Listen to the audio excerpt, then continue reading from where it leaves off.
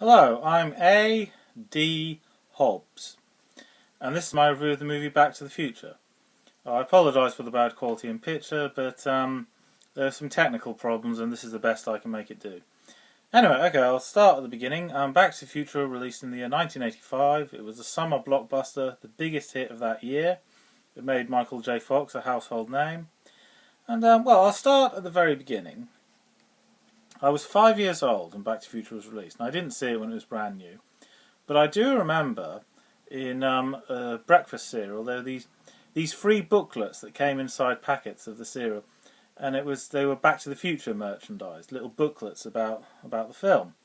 And all I remember is this clips from the film and this image of what I thought was a spaceman. So I thought the story takes place in the future of these spacemen. No, it wasn't a spaceman, it was somebody dressed in a yellow radiation suit. But if you didn't know what that was, you would naturally assume it's a spaceman. And in the story, the Peabody family assume it's a man from outer space when they see Marty dressed in the radiation suit. George McFly thinks it's a man from another planet when he sees, Marty disguised as a spaceman, and that's what he wants him to think, yeah. And anyway, so I'll start at the beginning of Back to the Future. Oh yes, another early memory. This was in the year 1985. I saw a clip from Back to the Future when the DeLorean, when we see it for the first time, coming out of the lorry, and Dr. Brown comes out of the gull-wing door. But I thought it was a clip from the movie Ghostbusters. Now that sounds crazy. How could you possibly confuse Back to the Future with Ghostbusters? Well, I hadn't seen either film before. I was only 5. And all I knew about Ghostbusters was it had this really cool car with lots of modifications, lots of gadgets on it. So when I saw a cool car with modifications, I thought Ghostbusters, yeah. Okay, that's why, but of course I realised how wrong I was when I saw both films. Anyway, Back to the Future, yes, I assumed also the story takes place in the future. I knew it was about time travel. But no, it doesn't. No, they go back. Marty McFly goes back to the past. So technically he doesn't go to his future, he goes to his present. But he does go to the future because the 80s are the future if you're in the 50s. So that's why it's called Back to the Future. And the other reason, when I saw another clip from it, this was a few years later, the other reason I assumed it was set in the future was because the DeLorean. I thought the DeLorean was made up for the film, because I'd never seen a car like that before, and it looks really futuristic, like something out of the space age or something. Then I found out, no, the DeLorean is real. There really was a car called the DeLorean, released I think around about 1981. The problem was they made too many of them, and not that many people wanted them, because you can barely fit 2 people inside one. There's no room for shopping or to bring any friends or anything like that in the back. No, it can barely fit 2 people in. So it's a good car to have in addition to your family car, but it's not good to be your main car.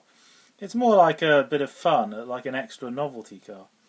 But in spite of what I've just said, the DeLorean is an iconic image. It's really cool, the gull wing doors, and it looks really sleek and cool, the shape of it and everything. And yes, that's why it was chosen to be in the Back to the Future films. And originally, Back to the Future, the writers wanted the time machine to be a refrigerator. Because the idea of having what looks like a regular everyday object, but it can really travel through time. But I don't think the film would have been as successful if it was a refrigerator. That's not very exciting. You can't do any cool chase sequences or anything like that. And also, the idea was changed because it was pointed out that if children imitate the film and try and get inside a refrigerator, they could badly hurt themselves or damage the machine. So that idea was stopped. So they thought, okay, we'll make it a car instead. And yes, that idea works much better. Now, the first time I ever saw Back to the Future, I remember it very clearly. I was 8 years old. Back to the Future was on Christmas Day. Yes, it was a cool Christmas film. And I liked the first quarter of the film, but the rest of it I didn't like. I couldn't understand what on earth was going on. It was very strange and unusual. I couldn't follow it. Because you have to understand, when I was 8, I knew little or nothing about time travel stories. It was something I wasn't very familiar with. I couldn't understand what was happening. And when we were well over halfway through, I was past caring. I wasn't really paying attention. It doesn't make sense. And I thought, this movie is not proportionate to the hype at all. It's a terrible movie, you know. And I thought a real alien had come to visit George McFly. Yes, I didn't realise it was Mike McFly all along, disguised, you know. No, and I thought that's jumping the shark a bit, isn't it? There's been no aliens before. What's an alien doing in the story all of a sudden? That's very unusual. And I thought, what the hell? I'm past caring. However, big however. A few weeks later, I watched the movie again on video, and I thought, okay, come on now, focus. Pay a lot more attention this time. And I did. And because I paid a lot more attention, I understood what was going on, and yes, I enjoyed it a lot more when I understood it. I got what was happening. Marty McFly travelled backwards in time 30 years in the past, before he was born. He's accidentally stopped his mum and dad falling in love, and because of that he's endangered his own existence. And everything that happens in the film is relevant. The bit that I thought was silly, when an alien appears out of nowhere, that's not silly, that is quite relevant. And also because, as I said, I paid a bit more attention, I realised that is not a real alien. It can't be, because he says, my name is Darth Vader. Darth Vader is fictitious, but of course George McFly doesn't know that because he's never heard of it, you know. And also, Marty McFly has tried everything to try and get George McFly to fall in love with Lorraine. And so he's taken much more drastic methods. Yes, he's had to scare the heck out of his father. Yes, scare the hell out of him. Says and pretends to be an alien, and it works. It fools him because he's this big sci-fi fan. And because he puts the headphones in his ears, because they hadn't invented those back in the 50s, there's no doubt about it, yeah. George McFly thinks it's a genuine alien. And basically Darth Vader, not really Darth Vader, Marty McFly pretending to be an alien, says, if you don't ask Lorraine out to the dance, I'm going to melt your brain. You know? So, yes, George McFly is terrified, and he's determined to ask Lorraine out. But then, look at Marty McFly's side of the story. He's used this really drastic method, because if he doesn't, he's going to be erased from existence. And anyway, so when I understood the story much better, yes, then I enjoyed it more. And, okay, I'll point out some good things and some bad things about the film. Okay, a few bit of nitpicks here. One thing I didn't like was this. The time machine, at first viewing, or second viewing, I thought it could only go 30 years backwards in time, and that's it. It can't go any further back. When I saw it a few times, I realised that no, that there is no limits. It can go as far back in time as you want, or as far forward. There are no limitations. You can go a million years back in time, or a million years in the future. There's no limits. Oh, right, blimey, okay. And Dr. Emmett Brown gives some examples of time periods you can go to. You can go to the year 0, the birth of Jesus Christ, a very significant date. You can go to the year 1776, the Declaration of Independence, a very significant year. And then he picks a date in the year 1955, which is November 5th, 1955. That was the day he invented time travel. Or more specifically, that's when he drew the blueprint for the flux capacitor in its most primitive stage. Now, which date do they choose? Well, they pick a random date when nothing else happens, November 5th. But of course, November 5th is a significant day in the history of Britain. It's Bonfire Night, aka Guy Fawkes Night.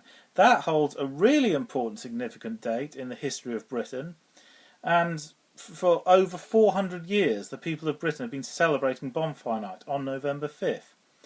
So that's a bit harsh. November 5th isn't a random date when nothing happens. How dare they pick that date? I mean, I know the story takes place in America, and Americans don't celebrate Bonfire Night, they don't know what it is. But didn't anyone in the film think, you know, you can't pick that date, that's not a random date, you know. It's a bit like saying, oh, here's a random date when nothing happens, 14th of July. 14th of July, that's Bastille Day, that's a really important date in the history of France, you know. So they should have picked a different date, basically. That's what I'm saying there. And, oh, something else. Is this a blooper or not? Well, you make up your own mind. Marty McFly pushes his father out of the way so he doesn't get hit by the car in 1955.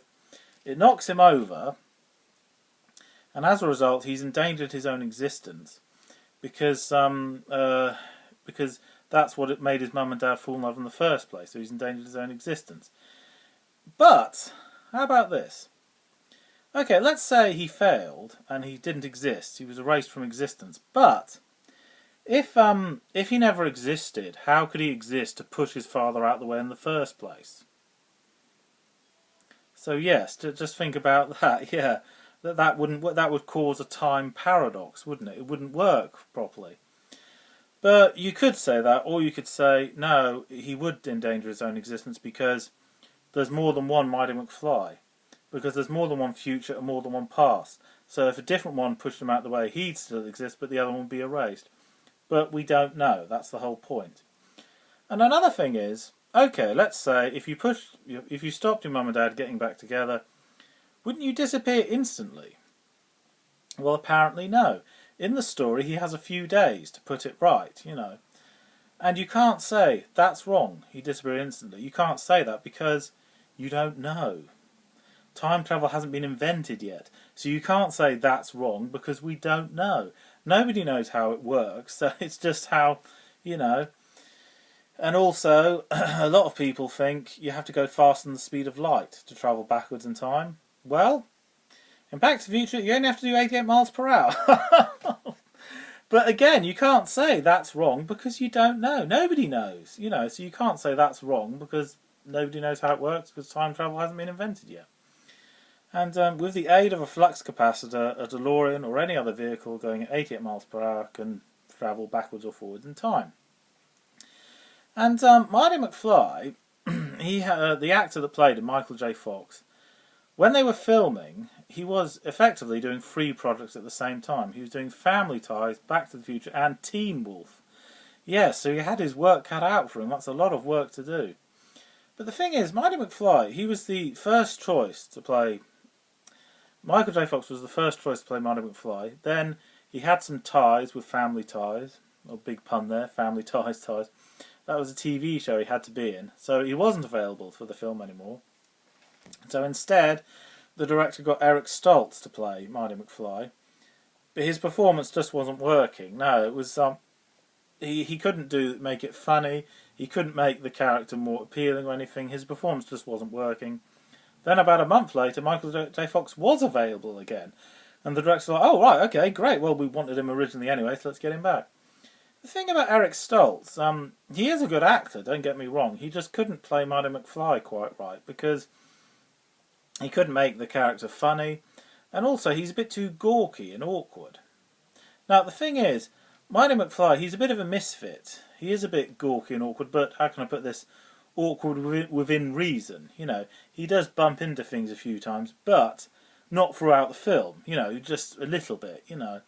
And he can't be too gawky, otherwise he won't be appealing to a big audience. And Eric Stoltz was too gawky and too straight. Yes, Marty McFly got the balance just right.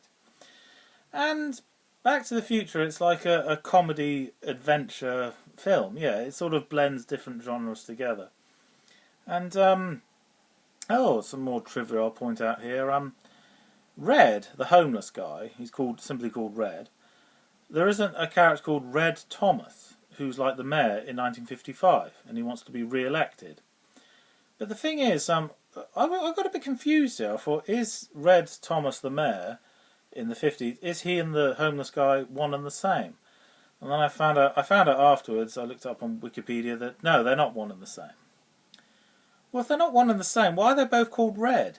Yeah, give them different names. That doesn't work, you know. If you give them the same name, people will assume it's the same person, but it isn't, you know. But there we are.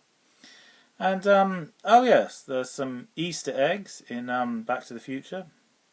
I think I better explain what that means. The word Easter egg has more than one meaning. In the case of film trivia, it means little bits in the background that you wouldn't notice at first, but you'd notice it after you'd seen the film a few times. Oh, excuse me. I suppose the best example of this is Twin Pines Mall, the shopping centre place, the shopping mall. It's called Twin Pines Mall, but when Marty McFly goes backwards in time, he accidentally runs over one of the baby pine trees. So consequently, it's called Lone Pine Mall instead, yeah. But that's something you won't notice on first viewing. Yes, Back to the Future, you need to see it a few times to notice bits and pieces here, there and everywhere. And there's a lot of in-jokes there, like when Mike McFly meets Dr. Emmett Brown in the 50s, of course, he doesn't believe him when he says he's from the future. And he says, all right, well, if you're from the future, who's the President of America? And he says, Ronald Reagan. Now, Ronald Reagan, which I found out later, he was an actor in a lot of B movies. You know, he wasn't big time. He was a bit of a, you know, and it was just such a ridiculous idea. How could someone that's a second-rate actor become the most powerful man in America? That's such a ridiculous idea. So he assumes it's a joke. You know? Yes. But, oh yeah, and something else I'd like to point out. This sort of, it's not a spoiler, but it, in a way, could spoil the film for you. Well, see what you think of this. In Back to the Future, he takes, the Dr. Brown points out you need plutonium to make the flux capacitor work, give it 1.21 gigawatts of electricity, so you can travel backwards and forwards in time.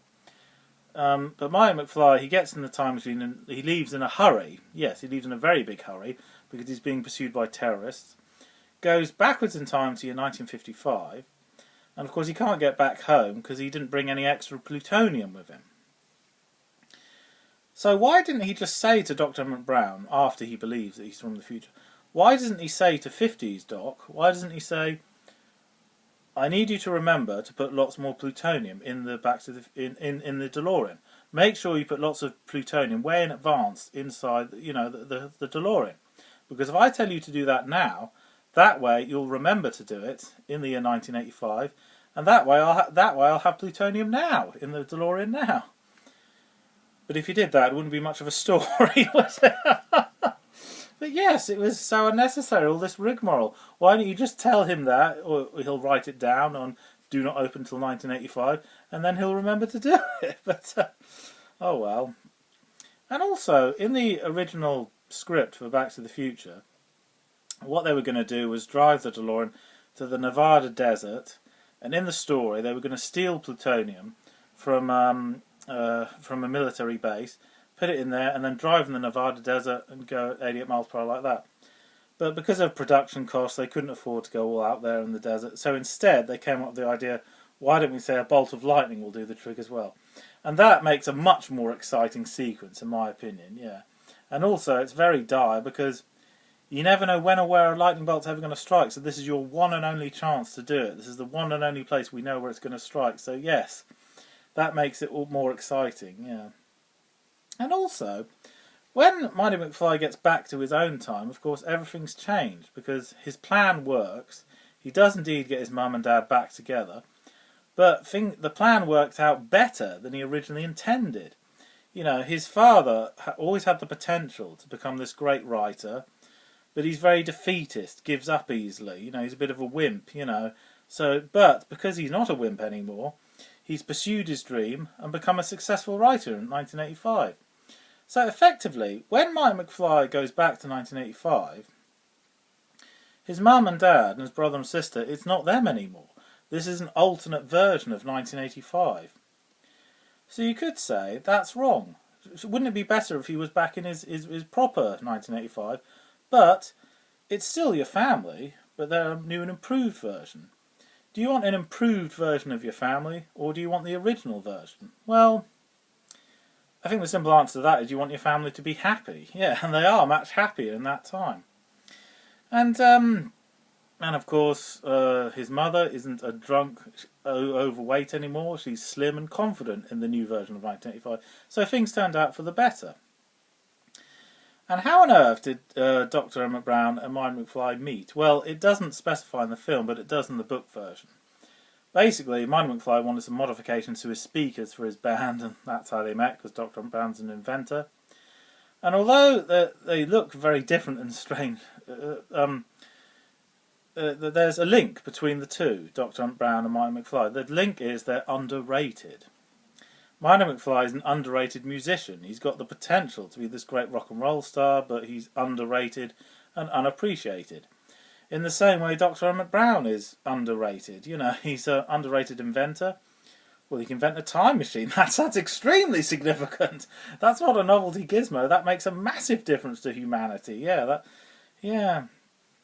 And okay, let's wrap this up now. At the end of the film, Back to the Future, ironically, the writers had no intention of doing a sequel, but they did leave an opening slot for a possible sequel. Yeah, And I suppose their original intention was, well, they had lots of great adventures in the DeLorean, that's all you need to know.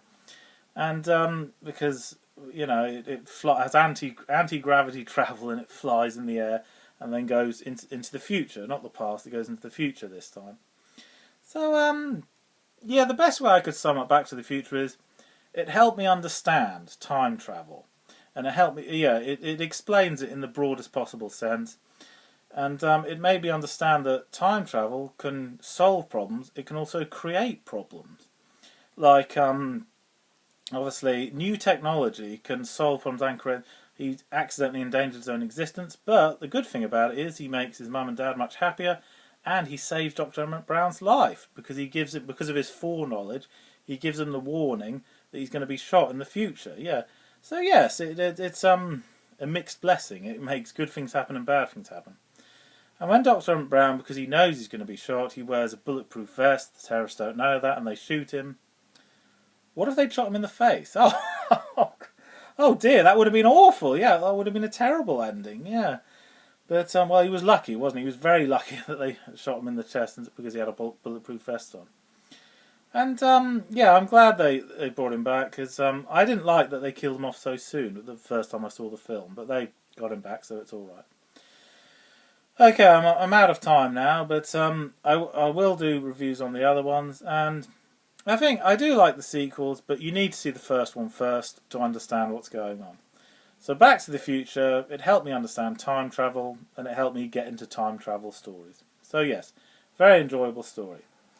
And it's 30 years old now, and it still holds up. It's still an enjoyable tale.